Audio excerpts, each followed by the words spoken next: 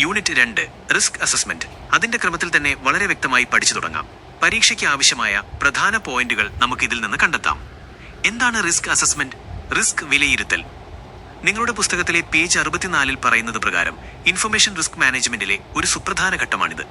ഒരു സ്ഥാപനത്തിന്റെ വിവരങ്ങളെ ബാധിക്കാൻ സാധ്യതയുള്ള ഭീഷണികളും ത്രെഡ്സ്, ബലഹീനതകളും വൾണറബിലിറ്റീസ് കണ്ടെത്തി അവയെ വിശകലനം ചെയ്യുന്ന രീതിയാണിത്. ലളിതമായി പറഞ്ഞാൽ, ഒരു ബിസിനസ് സുഗമമായി മുന്നോട്ട് കൊണ്ടുപോകുന്നതിനായി എവിടെയൊക്കെയാണ് അപകടങ്ങൾ ഒളിഞ്ഞിരിക്കുന്നത് എന്ന് കണ്ടുപിടിക്കുന്ന പ്രക്രിയയാണിത്. റിസ്ക് അസസ്മെന്റിന്റെ പ്രാധാന്യം, ഇമ്പോർട്ടൻസ് കാരണം ഇതിന് 5 പ്രധാന ഗുണങ്ങളുണ്ട്. 1. Enhance security posture. സുരക്ഷയിലെ വിള്ളലുകൾ നേരത്തെ കണ്ടെത്തി പരിഹരിക്കാൻ സഹായിക്കുന്നു. 2. Prevents financial losses. വലിയ സാമ്പത്തിക നഷ്ടങ്ങൾ, ഉദാഹരണത്തിന് ഡാറ്റ ചോർച്ച വഴിയുള്ള പിഴകൾ ഒഴിവാക്കുന്നു. 3. Supports business continuity. അപകടങ്ങൾ ഉണ്ടായാലും ബിസിനസ് തടസ്സമില്ലാതെ മുന്നോട്ട് കൊണ്ടുപോകാൻ സഹായിക്കുന്നു. 4. Promotes accountability. ഓരോ റിസ്കിനും ഉത്തരവാദിത്തപ്പെട്ട ആളുകളെ നിശ്ചയിക്കാൻ സാധിക്കുന്നു. 5. Improve strategic planning. സ്ഥാപനത്തിന്റെ ഭാവി സുരക്ഷാ പ്ലാനുകൾ തയ്യാറാക്കാൻ ഇത് അടിത്തറയാകുന്നു. നമുക്ക് ഈ ചാപ്റ്ററിലെ ഏറ്റവും പ്രധാനപ്പെട്ട ചില വാക്കുകൾ, കീ ടേംസ് പരിചയപ്പെടാം. റിസ്ക് അസസ്മെന്റ് കൃത്യമായി മനസ്സിലാക്കാൻ ഈ പദങ്ങൾ അറിഞ്ഞിരിക്കേണ്ടത് അത്യാവശ്യമാണ്. നിങ്ങളുടെ പുസ്തകത്തിലെ പേജ് 66 ഇവ വിശദമായി നൽകിയിട്ടുണ്ട്. പ്രധാനപ്പെട്ടവ താഴെ പറയുന്നവയാണ്. 1. റിസ്ക്.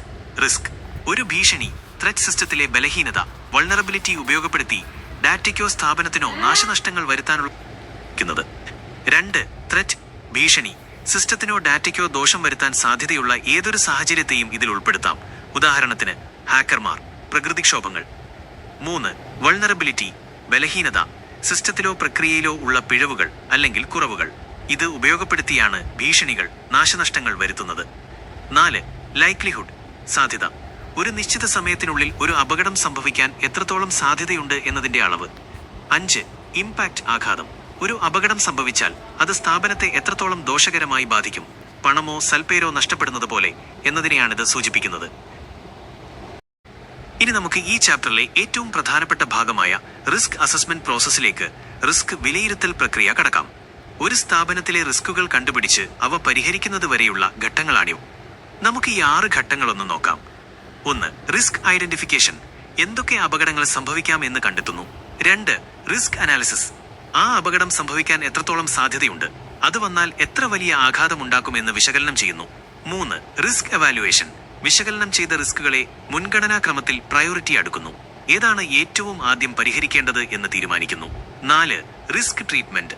റിസ്ക് പരിഹരിക്കാനുള്ള നടപടികൾ. നമ്മൾ നേരത്തെ പഠിച്ച മിറ്റിഗേഷൻ, ട്രാൻസ്ഫർ തുടങ്ങിയവ സ്വീകരിക്കുന്നു. 5. Monitoring and review. എടുത്ത നടപടികൾ ഫലപ്രദമാണോ എന്ന് നിരന്തരം നിരീക്ഷിക്കുന്നു. 6. Communication and consultation. റിസ്കിനെ കുറിച്ചുള്ള വിവരങ്ങൾ ബന്ധപ്പെട്ട എല്ലാവരെയും അറിയിക്കുന്നു. നമുക്ക് റിസ്ക് ഐഡന്റിഫിക്കേഷൻ, റിസ്ക് കണ്ടെത്തൽ എന്ന ആദ്യ ഘട്ടത്തെക്കുറിച്ച് കുറച്ചുകൂടി ആഴത്തിൽ പഠിക്കാം.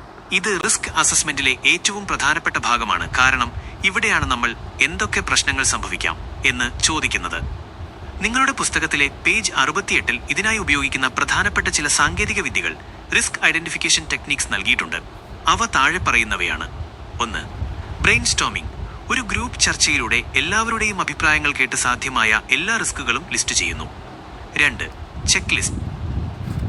അനുഭവങ്ങളുടെ അടിസ്ഥാനത്തിൽ തയ്യാറാക്കിയ ലിസ്റ്റ് ഉപയോഗിച്ച് നിലവിലെ സിസ്റ്റത്തിൽ ആ പ്രശ്നങ്ങളുണ്ടോ എന്ന് പരിശോധിക്കുന്നു. 3. Interviews and ക്വസ്റ്റനെയർസ്.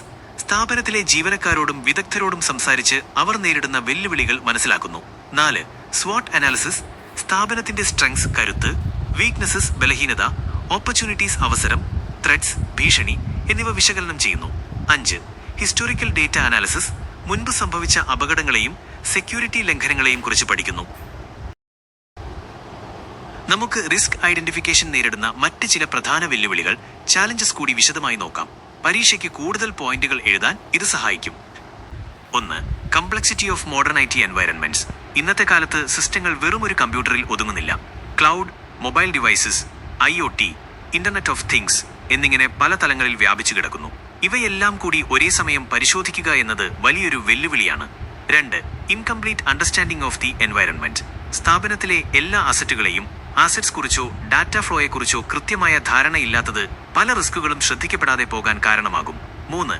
Bias and assumptions. നമ്മുടെ സിസ്റ്റം സുരക്ഷിതമാണ് എന്ന മുൻവിധിയോടെ പ്രീകൺസീവ്ഡ് നോഷൻസ് കാര്യങ്ങളെ കാണുന്നത് പല അപകട സാധ്യതകളെയും നിസ്സാരവൽക്കരിക്കാനിടയാക്കും. 4. Resource limitations. കൃത്യമായ രീതിയിൽ റിസ്കുകൾ കണ്ടെത്താൻ സമയവും പണവും അത്യാവശ്യമാണ്. ഇവയുടെ കുറവ് കാരണം പലപ്പോഴും ഉപരിപ്ലവമായ സൂപ്പർഫിഷ്യൽ പരിശോധനകൾ മാത്രമേ നടക്കാറുള്ളൂ. 5. Lack of expertise. സൈബർ സുരക്ഷാ മേഖലയിലെ വിദഗ്ധരുടെ കുറവ് കാരണം സങ്കീർണമായ ഭീഷണികളെ തിരിച്ചറിയാൻ സാധിക്കാതെ വരുന്നു. ഇനി നമുക്ക് അടുത്ത ഘട്ടമായ റിസ്ക് അനാലിസിസിലേക്ക് വിശകലനം കടക്കാം.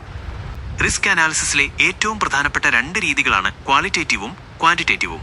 പരീക്ഷയ്ക്ക് ഇത് രണ്ടും തമ്മിലുള്ള വ്യത്യാസം, കമ്പാരിസൺ ചോദിക്കാൻ വലിയ സാധ്യതയുണ്ട്. ഇവയെക്കുറിച്ച് കൂടുതൽ വ്യക്തമായി മനസ്സിലാക്കാൻ താഴെ പറയുന്ന പോയിന്റുകൾ ശ്രദ്ധിക്കൂ. 1. Qualitative risk analysis. ഗുണപരമായ വിശകലനം. ഇത് സാധാരണയായി അക്കങ്ങളെക്കാൾ കൂടുതൽ അനുഭവത്തിനും നിരീക്ഷണത്തിനും പ്രാധാന്യം നൽകുന്നു. എങ്ങനെ അളക്കുന്നു? റിസ്കിനെ ഹൈ, മീഡിയം, ലോ എന്നിങ്ങനെ തരംതിരിക്കുന്നു. പ്രത്യേകത: ഇത് ചെയ്യാൻ എളുപ്പമാണ്.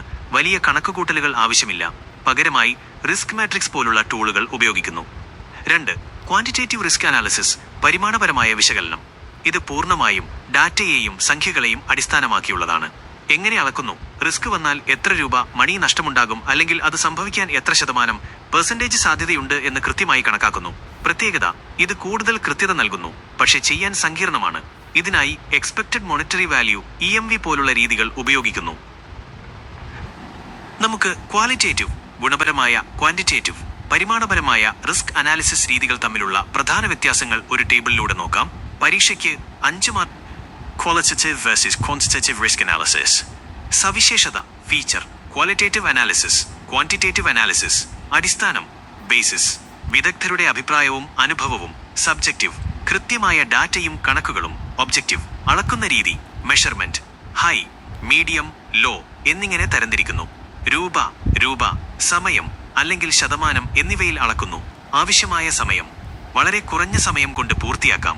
ഡാറ്റ ശേഖരിക്കാനും കണക്കുകൂട്ടാനും കൂടുതൽ സമയം വേണം. ചെലവ്, കോസ്റ്റ്. ചെലവ് കുറഞ്ഞ രീതിയാണ്. സങ്കീർണമായ ടൂളുകൾ വേണ്ടതിനാൽ ചെലവ് കൂടുതലായിരിക്കും. ഉപയോഗിക്കുന്ന ടൂൾ: റിസ്ക് മാട്രിക്സ് ആണ് പ്രധാനമായും ഉപയോഗിക്കുന്നത്. EMV, ഡിസിഷൻ ട്രീസ് തുടങ്ങിയവ ഉപയോഗിക്കുന്നു. അനുയോജ്യം: പെട്ടെന്നുള്ള തീരുമാനങ്ങൾ എടുക്കാൻ നല്ലത്. വലിയ പ്രോജക്റ്റുകളിൽ സാമ്പത്തിക ലാഭനഷ്ടം നോക്കാൻ നല്ലത്.